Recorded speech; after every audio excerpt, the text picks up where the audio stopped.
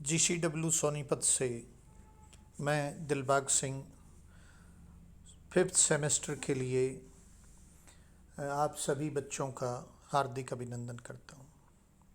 बच्चों, आज हम अध्ययन करेंगे एग्रीकल्चर में राइस क्रॉप का। चावल सबसे महत्वपूर्ण खाद्यान्न है जो विश्व की लगभग 50% जनसंख्या का भरण पोषण इसी से होता है। खास तौर से मानसून एशिया की अधिकांश जनसंख्या चावल पर ही आश्रित है। ऐसा माना जाता है बच्चों कि चावल की कृषि सबसे पहले लगभग 6000 वर्ष पूर्व चीन के चांगजियांग में आरंभ हुई और वहाँ से ये दक्षिणी पूर्वी एशिया में फैल गई। इस समय 50,000 से अधिक स्थानीय किस्मों के चावल की खेती की जाती है। ये जो एशिया के मानसून एशिया के विशेष तौर से अधिक जनसंख्या वाले जो देश हैं उनमें इसकी कृषि स्मॉल होल्डिंग्स के तहत होती है। मतलब कहने का ये है कि कृषि उपज की सीमा 1 हेक्टेयर से भी कम है। इसमें अधिक जनसंख्या के कारण से लेबर पर्याप्त मात्रा में मिल जाता है। ये अधिक वर्षा वाले क्षेत्र, नदी घाटियों, बाढ़ के मैदानों में बड़ी पैमाने पर उगाया जाता है। अब इसकी भौगोलिक दशाओं की जानकारी लेंगे। सबसे पहले टेम्परेचर चावल की फसल के लिए कम से कम 20 डिग्री टेम्परेचर होना चाहिए। यह 27 से 30 डिग्री तापमान में बहुत अच्छी तरह से बढ़ता है। वर्षा की दृष्टि से देखें तो इसके लिए वर्षा बहुत इम्पोर्टेंट है। ज़्यादा मात्रा में वर्षा चाहिए। 100 से 200 सेंटीमीटर वार्षिक वर्षा इसके लिए बहुत आवश्यक है। यदि वर्षा की मात्रा 100 सेंटीमीटर से कम है तो सिंचाई की आवश्यकता होगी। पूरे वर्धन काल में वर्षा पर्याप्त मात्रा में होनी चाहिए। किसी भी महीने में 12 सेंटीमीटर से कम वर्षा न हो और इसको बोते समय अधिक और पकते समय कम वर्षा की आवश्यकता होगी। काटते समय यदि मौसम में ड्राइनेस हो तो ज़्यादा लाभदायक है। चावल की कृषि के लिए बहुत उपजाऊ मिट्टी की जरूरत पड़ती है। चीका युक्त दोमट मिट्टी में यह कृषि बहुत उपयुक्त तरीके से होती है। नदियों द्वारा लाई गई काप मिट्टी में यह पौधा बहुत अच्छी तरह से बढ़ता है। चावल की सफल कृषि के लिए बोते समय 10 से 12 सेंटीमीटर पानी खेत में खड़ा रहना चाहिए। इसलिए समतल मैदानी भाग इसके लिए ज़्यादा अनुकूल हैं। डेल्टाई भाग और बाढ़ के मैदान चावल की कृषि के लिए आदर्श माने जाते हैं। चावल उत्पादक क्षेत्रों में जनसंख्या की अत्यधिक वृद्धि के कारण से चीन और जापान जैसे देशों में पर्वतीय ढलानों पर टेरेस कल्टीवेशन करके भी चावल की फसल ली जाती है। चावल की कृषि में मशीनों का ज़्यादा उपयोग संभव नहीं है। अधिकांश काम खुरपे से करता है। इसलिए चावल की कृषि को खुरपे की कृषि कहा जाता है। इसमें चाहे भूमि की जुताई हो, पौधों को तैयार करके उनके प्रतिरोपण की बात हो, चाहे फसल की कटाई हो, धान का छिलका हटाना हो, कूटना हो, लगभग सारा काम हाथ से किया जाता है। इसलिए लेबर की बहुत ज़्यादा ज़रूरत होती है। यही कारण है कि यह घनी जनसंख्या वाले मानसून प्रदेशों में उगाया जाता है। आमतौर से इसके लिए परिवार की लेबर के अतिरिक्त सीजनल लेबर ग्रुप्स भी हायर किए जाते हैं। मतलब फसल को बोते समय, काटते समय सीजनल रूप में अतिरिक्त श्रम की आवश्यकता पड़ती है। जीबी ग्रेसी ने बिल्कुल ठीक कहा है, rice needs plenty of heat. इसके लिए अधिक ताप की ज़रूरत है। जैसा मैंने आपको बताया 27 से 30 डिग्री टेम्परेचर में ये बहुत अच्छी तरह से फलता फूलता है।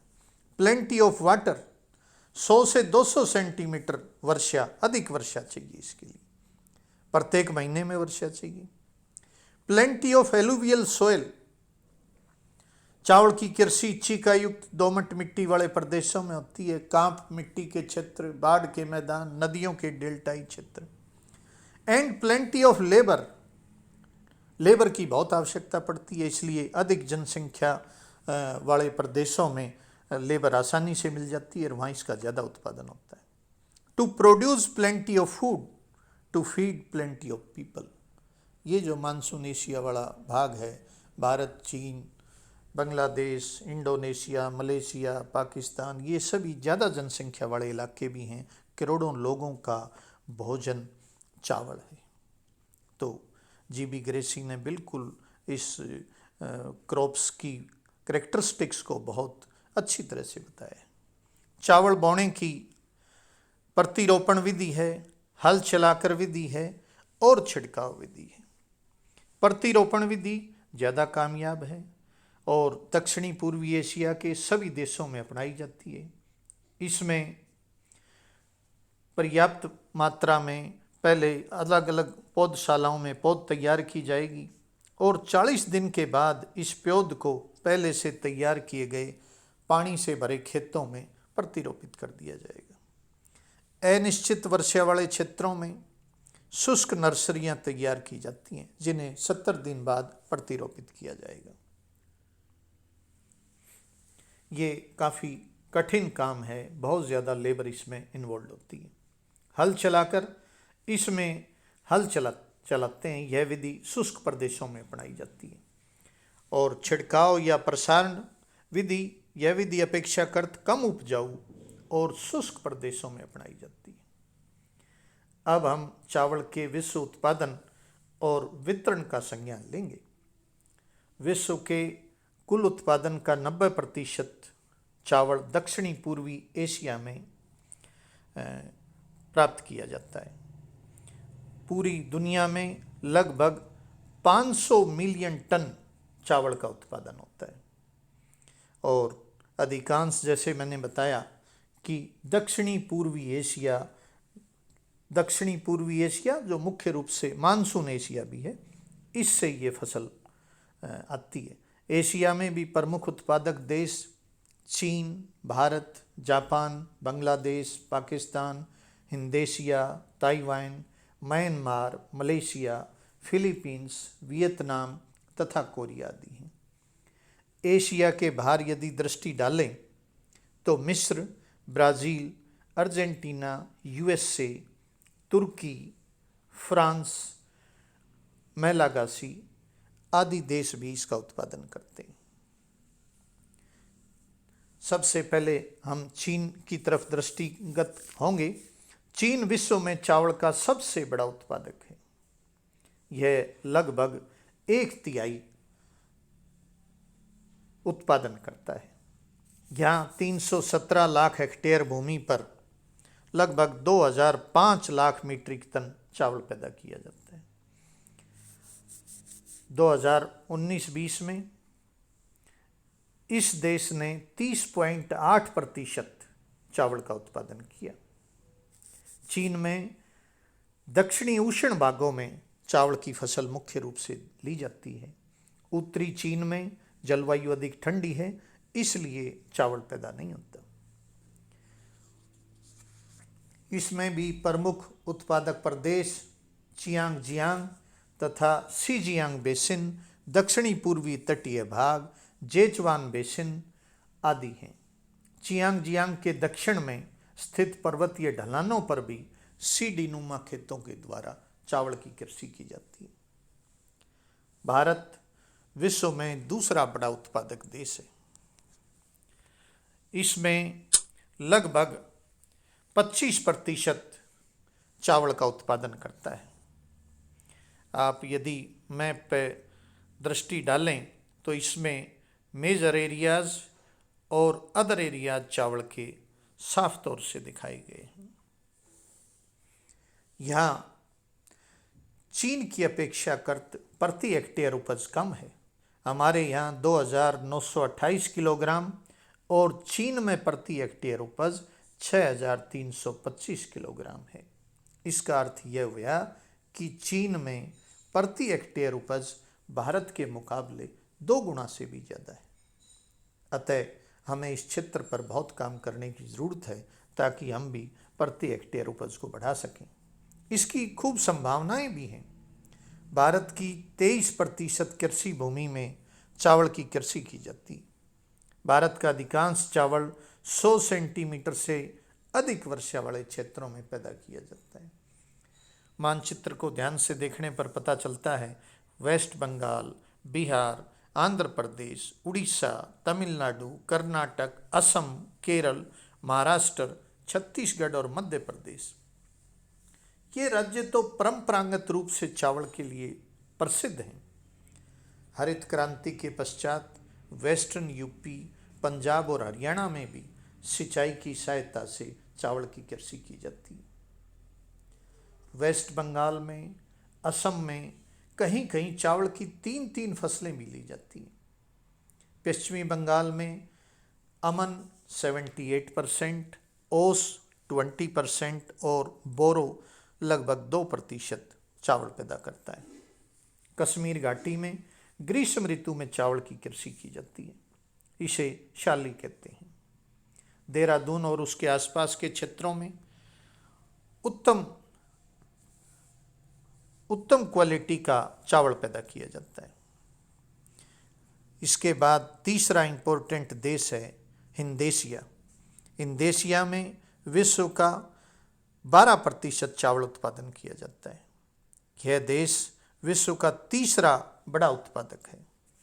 इस देश की 45% कृषि भूमि पर, 45% लगभग आधी कृषि भूमि पर चावल की खेती होती है और इसमें भी जावा द्वीप बड़ा प्रसिद्ध है।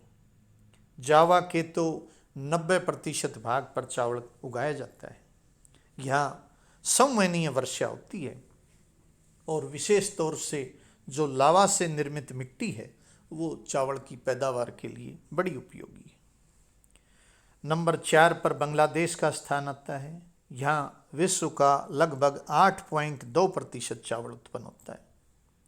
यह दुनिया का चौथा बड़ा उत्पादक है। इस देश में विशेष तौर से गंगा ब्रह्मपुत्र के डेल्टे में चावल की कृषि की जाती है। यहाँ नदियों द्वारा लाई गई उपजाऊ मिट्टी से लगभग 60% भाग पर चावल की फसल होती है। अनेक स्थानों पर चावल की 3 फसलें उगाई जाती हैं। नेक्स्ट कंट्री है थाईलैंड। चावल थाईलैंड की सबसे इम्पोर्टेंट फसल है। यहाँ भी लगभग 90% कृषि भूमि पर चावल ही बोया जाता है। यह दुनिया का 4.6% चावल उत्पादन करता है और साथ ही जनसंख्या कम होने के कारण से चावल का एक बड़ा निर्यातक भी है। इस देश में मीकांग नदी की घाटी और उसके डेल्टा ये बड़े महत्वपूर्ण उत्पादक क्षेत्र हैं। जापान में विश्व का 2% चावल पैदा होता है। यहाँ चावल उगाने की बहुत ही उत्तम प्रकार की विधि अपनाई जाती है जिसे जापानी विधि कहते हैं। प्रति हेक्टेयर उत्पादन 6,706 किलोग्राम, जबकि भारत में मैंने आपको बताया था ये सिर्फ 2,928 किलोग्राम है। यहाँ जल्दी पकने वाली फसलें बोई जाती हैं और जापान की लगभग 50% कृषि भूमि पर इसी की कृषि होती है। प्रमुख उत्पादक क्षेत्र हैं होंशु द्वीप का दक्षिणी भाग, क्यूशू, शिकाकू द्वीप। जो होक्काइडो द्वीप है वो ज़्यादा नॉर्थ में है, वहाँ टेम्परेचर कम रहता है, इसलिए वहाँ चावल की खेती नहीं हो पाती। जनसंख्या अधिक होने के कारण से जापान में चावल की बड़ी मांग है। यहाँ मैदानी भाग सिर्फ 18% हैं, इसलिए पर्वतीय ढलानों पर ही सीढ़ी नुमा खेत बनाकर चावल की कृषि की जाती है। जापान में चावल की कृषि का किसी हद तक मशीनीकरण किया गया है। दक्षिणी जापान में तो 2 फसलें प्रति वर्ष ली जाती हैं। नेक्स्ट कंट्री है म्यांमार। ये देश विश्व का 3.7% चावल पैदा करता है। यहाँ भी लगभग 75% कृषि भूमि पर चावल उगाया जाता है। इरावदी नदी की घाटी और डेल्टा से इस देश का लगभग 50% चावल उत्पन्न होता है। थाईलैंड, म्यांमार और इंडोचीन, जिसमें वियतनाम, लाओस, और कंबोडिया स्थित हैं, इस क्षेत्र को एशिया का चावल का कटोरा भी कहते हैं, राइस बाउल ऑफ एशिया। ये सारे विरल जनसंख्या वाले देश हैं जो बड़ी मात्रा में चावल का निर्यात करते हैं। थाईलैंड में 75 से 90% कृषि भूमि पर चावल की खेती होती है। कंबोडिया में मीकांग घाटी बहुत इंपॉर्टेंट है। ऐसे ही वियतनाम में टोकिंग की घाटी मुख्य उत्पादक है। वियतनाम लगभग विश्व का 6.3% चावल पैदा करता है। अब इसके वितरण के बाद हम चावल के अंतर्राष्ट्रीय व्यापार का जिक्र करेंगे। आपने बच्चों देखा होगा, चावल मुख्य रूप से मानसून एशिया के सघन जनसंख्या वाले देशों की फसल है। यहाँ स्थानीय मांग बहुत अधिक है। स्थानीय मांग अधिक होने के कारण से चावल का निर्यात नहीं किया जाता। जैसे ये सभी देश ऐसे हैं कि ये बड़े उत्पादक भी हैं और बड़े उपभोक्ता भी हैं। इनके पास निर्यात के लिए अतिरिक्त चावल नहीं बच पाता। विश्व के कुल उत्पादन का लगभग 8% चावल ही अंतर्राष्ट्रीय मंडियों में प्रवेश करता है। चावल के मुख्य निर्यातक देशों पर यदि हम नज़र डालें तो उसमें पिछले कुछ वर्षों से भारत की स्थिति बड़ी महत्वपूर्ण है। 2019-20 में विश्व बाजार का 30% निर्यात भारत की तरफ से किया गया। दूसरे स्थान पर वियतनाम 15%, थाईलैंड 13%, पाकिस्तान 9%, यूएसए 7%, चीन 6% और म्यांमार 5%। जैसा कि संलग्न तालिका पर आप दृष्टि डालेंगे तो 2019-20 में निर्यात की दृष्टि से इन देशों की बड़ी महत्वपूर्ण स्थिति थी। यदि आयात वाले देशों की तरफ ध्यान दें तो नाइजीरिया, इंडोनेशिया, बांग्लादेश, सऊदी अरब, श्रीलंका, जापान, ये जो देश हैं ये प्रमुख रूप से आयातक देश हैं। तो चावल की कृषि मुख्य रूप से मानसून एशिया की कृषि है। यहीं उत्पादन होता है, यहीं उपभोग होता है। ये गेहूं के बड़ी विपरीत स्थिति है। गेहूं तो अंतर्राष्ट्रीय फसल है और उसका व्यापार भी बहुत होता है, लेकिन चावल की दृष्टि से ये इसका अंतर्राष्ट्रीय व्यापार कुल उत्पादन का लगभग 8% ही किया जाता है।